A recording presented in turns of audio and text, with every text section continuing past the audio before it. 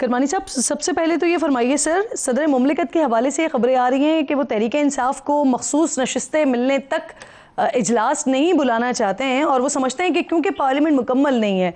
आपकी राय में क्या है करमानी साहब? देखिए, बिस्मिल्लाहिर्रहमानिर्रहीम।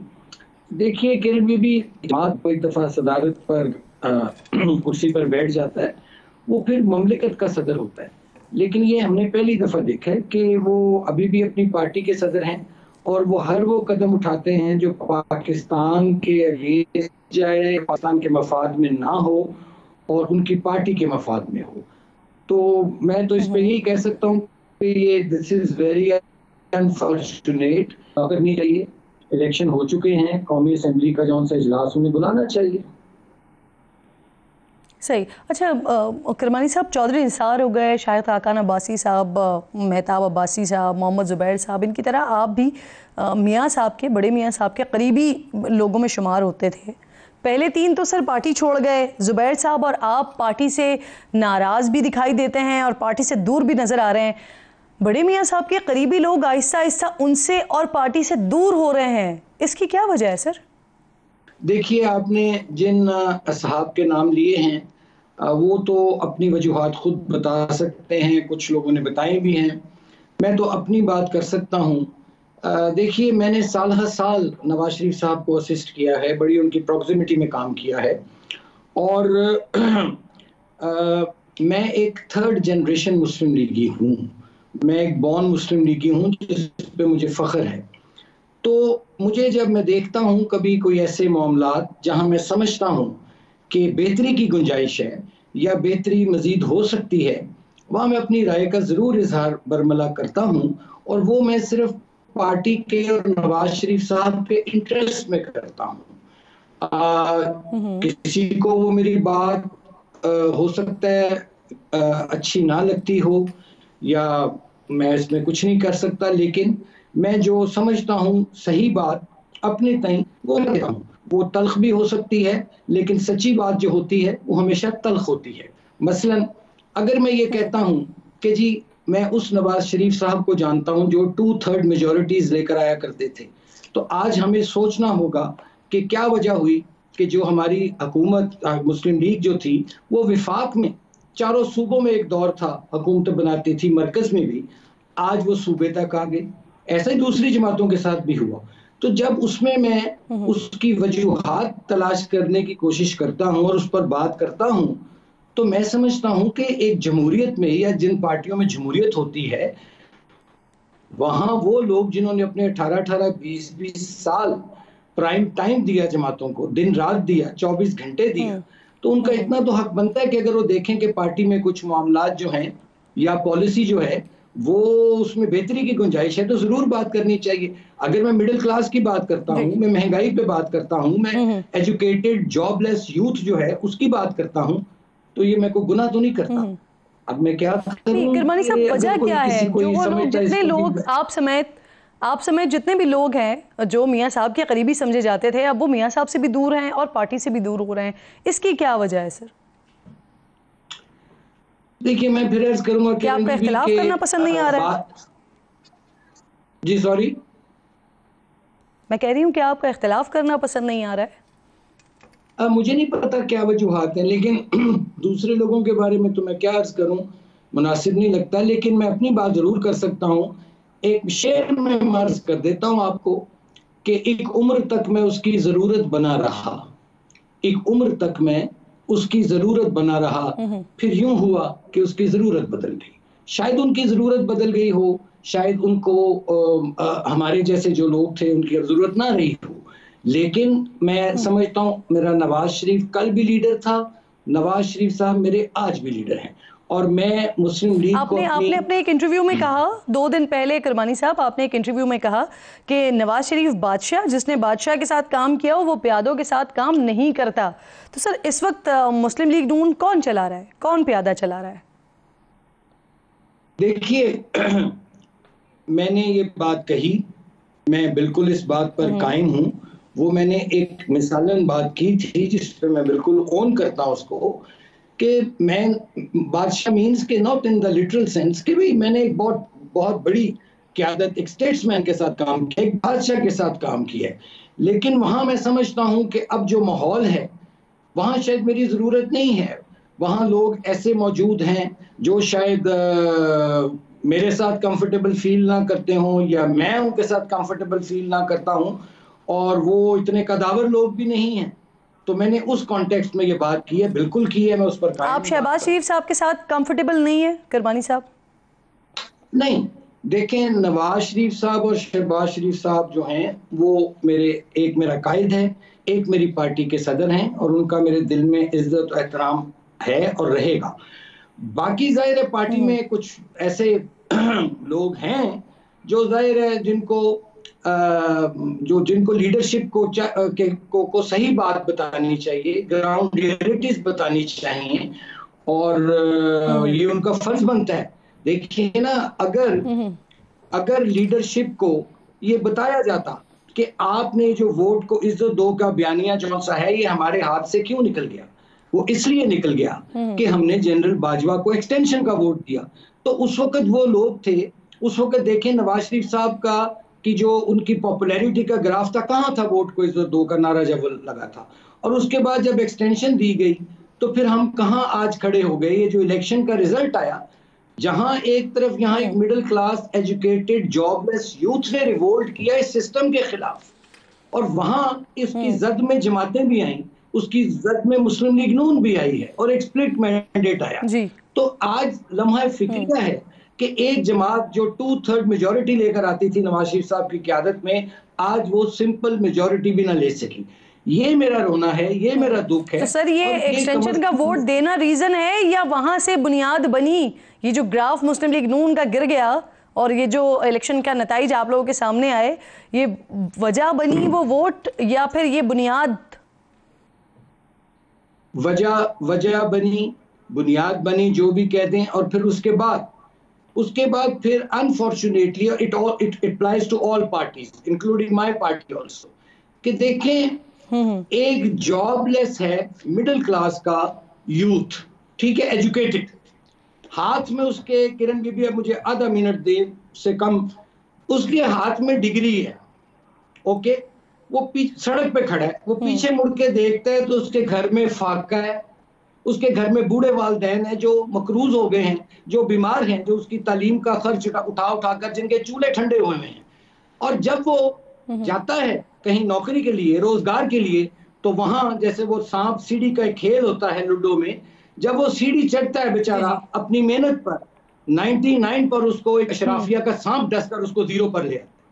वो यूथ था जिसने रिवोल्ट किया है। हमें उस यूथ को केटर करना है। हम उस यूथ के साथ अभी तक कनेक्ट नहीं कर सके थे अपने आप। करमानी साहब, आपने बड़ी इंपॉर्टेंट बात की कि जो लोग इस वक्त पार्टी में बैठे हुए हैं वो अगर लीडरशिप को सही बात बताते, तो सर ये अभी मौजूदा इंतखाबात में जो अभी गुजरे हैं उसमें क्या हुआ है? क्योंकि इलेक्शन से पहले मुस्लिम लीग नून बड़ी कॉन्फिडेंट थी, उनको लग रहा था कि शायद वो सादा अक्सरियत में हुकूमत बना लेंगे, लेकिन पोलिंग के बाद तो काया ही पलट गई, और ऐसी काया पलटी कि अब नवाज शरीफ साहब के बजाय शहबाज शरीफ साहब वजारत उज़्मा का मनसब संभालेंगे। तो क्या समझते हैं आप सर, नवाज शरीफ साहब को सही से समझाया नहीं गया, ठीक से बताया नहीं गया, या उनको ज्यादा समझा दिया गया था? नहीं, मैं ये नहीं समझता। मैं ये समझता हूँ उसमें काफी फैक्टर 2-4 हैं। एक तो देखिए मियां साहब की पाकिस्तान से जो गैर मौजूदगी थी उससे भी थोड़ा सा फर्क पड़ा। 2-4 साल वो अपने इलाज के सिलसिले में बाहर रहे।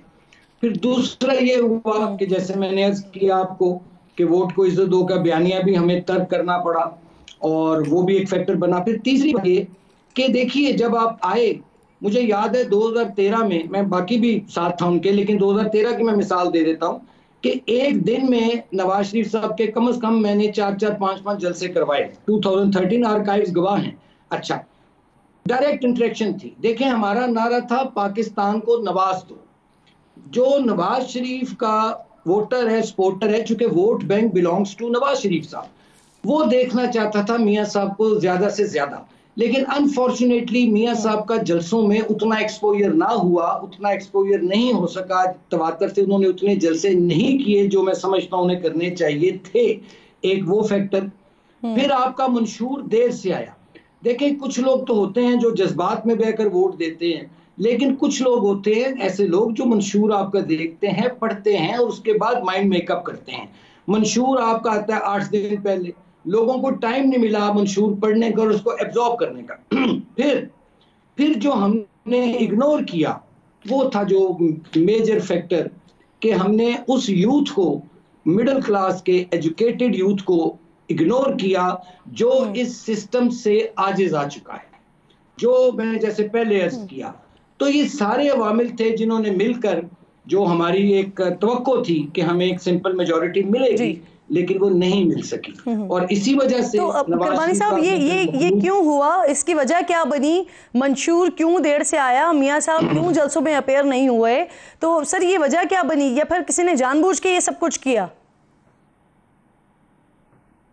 देखिए, मुझे नहीं पता जानबूझकर किया या कोई फोर्सी ना कर सका।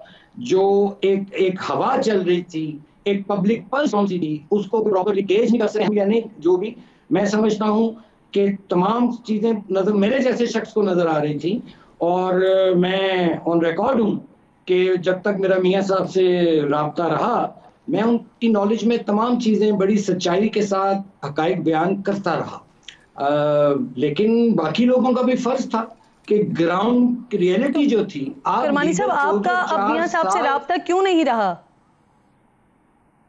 नहीं, मेरा राब्ता उनसे लास्ट जो हुआ है वो नवंबर में हुआ, और उस पर उन्होंने मुझे हुक्म दिया कि मैं जरा, वो अपने केसेस थे उनके उन दिनों चल रहे इस्लामाबाद में, तो उन्होंने मुझे फरमाया कि मैं ये फारिग हो जाऊं तो मुझे मिलो आके और बैठो हमारे साथ आके।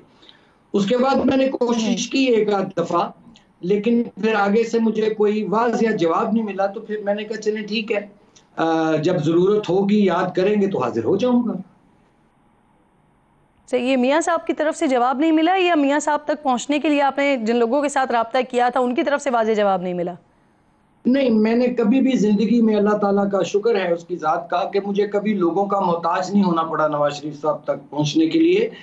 मेरा डायरेक्ट उनसे थ्रू आउट, जब वो लंदन भी रहे हैं, मेरा उनसे राब्ता रहा। मैं इसी ये 2023 की बात कर रहा हूँ कि नवंबर में भी मेरा उनसे फोन पर जो राब्ता हुआ, I was not feeling well. तो मैंने उन्हें अर्ज किया कि मेरी तबीयत ठीक नहीं थी, तो मैं इसलिए नहीं आ सका। तो उन्होंने बड़ी मोहब्बत से, बड़ी शफकत से उनका मुझे वॉइस नोट आया कि, और खैरियत मेरी दरियाफ्त की, दुआएं दी मुझे, और उन्होंने मुझे कहा कि मैं जरा आना जाना मेरा इस्लामाबाद लगा हुआ है। उन दिनों उनके केसेस थे ये जो पेंडिंग इस्लामाबाद हाई कोर्ट में। तो ये वो मैं जब फारिग होता हूँ 2-4 दिनों में, तो आप आओ मेरे साथ बैठो, मुझे खुशी होगी। बड़े मोहब्बत से, एहतराम से, हमेशा मेरा उनका मोहब्बत एहतराम का रिश्ता रहा। ठीक, और फिर उन्हीं की तरफ से आप कह रहे हैं कि फिर वाज़ेह जवाब नहीं मिला? जी, मैंने तो फिर उनकी तरफ से वाज़ेह जवाब आपको नहीं मिला। बिल्कुल ठीक। सर, आपकी जमात के मियां जावेद लतीफ़ साहब और करमानी साहब, वो कहते हैं कि नून लीग हुकूमत ले नहीं रही है, बल्कि नून लीग को हुकूमत दी जा रही है। तो आपकी क्या राय है इस पर? देखिए, बात यह है कि मैं किसी भी लोगों पर के राय पर मैं कमेंट नहीं करता होता कि कौन क्या कहता है, क्या नहीं कहता है। देखें, अब मसला ये है कि जो तो हार गया है वो कहता है ये अपोजिशन में बैठो, जो जीत गया वो कहता है जल्दी से हुकूमत बनाओ। ये पावर पॉलिटिक्स हो रही है दरअसल इस मुल्क में, और मैं क्या कह सकता हूँ इसमें। लेकिन अब चूंकि ये मैंडेट एक ऐसा आया, एक स्प्लिट मैंडेट आया, ठीक है जी, उसमें लोगों ने एक तरह की खफगी का इजहार भी किया कि उन्होंने किसी जमात को इस काबिल ही नहीं छोड़ा कि वो जाके हुकूमत बना सके। लेकिन अब हमने इसी में से रास्ता निकालना है, और मैं उम्मीद करता हूं कि ये जो हुकूमत बनने जा रही है अब, कोलिशन गवर्नमेंट जो है, ये सबसे बड़ा चैलेंज है कि ये डिलीवर करे अवाम को, और जो इन्होंने वादे किए हैं अपने इलेक्शन। अच्छा करमानी साहब, आपका अपने स्टेटस भी मैं जानना चाह रही हूँ सर, क्योंकि आप जी आपका भी इस साल टर्न्योर ख़त्म हो रहा है सेनेटरशिप का। तो सर, क्या प्लान है आपका आगे के लिए? नेक्स्ट सेनेटरशिप के लिए आप दरख्वास्त देंगे दोबारा? जी नहीं, मेरा कोई ना इरादा है, ना मैं इंटरेस्टेड हूँ किरण बीबी, ना मैं अवेलेबल हूँ। और मैं चाहता हूँ कि बस ठीक है, जितना इज्जत के साथ वक्त गुजर गया। मैं एक्चुअली चाहता हूँ कि मैं पार्टी के अंदर रहकर और पार्टी के बाहर भी, मैं मिडिल एजुकेटेड मिडिल क्लास जो है उसके लिए मैं कोई सोशल वर्क करने का प्लान कर रहा हूँ। अल्लाह ताला मुझे उसमें कामयाब करे, चूंकि जो निगलेक्टेड क्लास है, जो जिन लोगों के लिए मुल्क जी। बना था वो गरीब और मिडिल क्लास थी, उसको इग्नोर किया गया है, उसको निगलेक्ट किया गया है। तो सेनेट में मैं इंटरेस्टेड नहीं हूँ, और आप ना मैं उनके लिए वेरी वेलफेयर का ना काम मैं करना अप्लाई चाहते हैं इसके करूँगा, बाद। बिल्कुल ठीक। सर, मरियम ना मैं नवाज साहिबा के हवाले से ना ही फरमाइए, मैंने अप्लाई करा। अब वो बतौर वजीर आला पंजाब डिलीवर कर सकेंगी आपकी राय में? देखिए, उनके सामने बैरूनी चैलेंजेस तो जो होंगे सो होंगे, उनके लिए विद इन द फैमिली एक बहुत बड़ा चैलेंज है कि उनके वालिद साहब और उनके जो चचा हैं शहबाज शरीफ साहब, उन्होंने बहुत हाई स्टैंडर्ड छोड़ा है। नवाज शरीफ साहब का भी दौर देख लें चीफ मिनिस्टर, और फिर शहबाज साहब का भी। अब देखना ये है कि क्या उस बेंचमार्क तक मरियम बीबी जो हैं वो पहुंच पाती हैं, और इसके लिए उनको ज़ाहिर है बहुत मेहनत करना पड़ेगी और उनको दिन रात एक करना पड़ेगा। मुझे वो शेर याद आ रहा है कि हाँ, दाग देलवी का, वो कहता है ना, दाग ने कहा है कि नहीं खेल है दाग, यारों से कह दो, नहीं खेल है दाग, यारों से कह दो कि आती है उर्दू जुबान आते आते। तो बात यह है कि उनको मेहनत करनी पड़ेगी। उनको, जैसे उनके वालिद साहब बड़ी ब्रॉड मुशावरत करते थे, नवाज शरीफ साहब तो दीवार से भी मशवरा करते थे, उनकी कंसल्टेशन बड़ी ब्रॉड करमानी होती साहब, थी। वैसे आप जैसे सीनियर पॉलिटिशियंस, सीनियर पार्टी के रहनुमा अगर मरियम नवाज साहिबा को गाइड करेंगे तो क्यों नहीं वो डिलीवर कर सकेंगी? जब शहबाज शरीफ साहब के, मियाँ साहब के मुश्किल वक्तों में आप लोग उनके साथ रहें, तो मरियम की भी अगर मुश्किल हल करने में आप लोग उनके साथ होंगे तो वो कैसे नहीं डिलीवर कर पाएंगी? देखिए, मरियम बीबी जो हैं उनकी एक अपनी माशाल्लाह टीम मौजूद है, उनके बड़े समझदार और मशीर मौजूद हैं। तो मेरा नहीं ख्याल कि उनको हमारी मुशावरत की या हमारे मशवरे की ज़रूरत होगी। उनका एक अपना एक सेटअप है, और वो उनको मैं I wish her all the best. सही। सर, आखिर में ये बता दीजिए, नवाज शरीफ साहब बैक सीट पर बैठकर कोई किरदार अदा करते हुए आपको नजर आ रहे हैं? आपको वो अब हमेशा के लिए ही लगता है कि वो बैक पर चले गए हैं या पहुंचा दिए गए हैं? नहीं, नवाज शरीफ साहब, एक तो मैं समझता हूं कि मेरे जैसा बंदा जिसने साल साल उनके साथ काम किया, और उनके तमाम वोटर्स, सपोर्टर्स, उनके चाहने वाले, उनको मियां साहब ने, जो मैं कहता हूं कि एक भरपूर सियासी इनिंग खेली है, और मैं समझता हूं कि उन्होंने अपनी उस इनिंग को प्री मेच्योरली डिक्लेयर कर दिया है। लेकिन मुझे उम्मीद है कि नवाज शरीफ साहब की रहनुमाई में मरियम नवाज शरीफ और शहबाज शरीफ साहब काम करेंगे, जैसे पहले भी करते रहे हैं।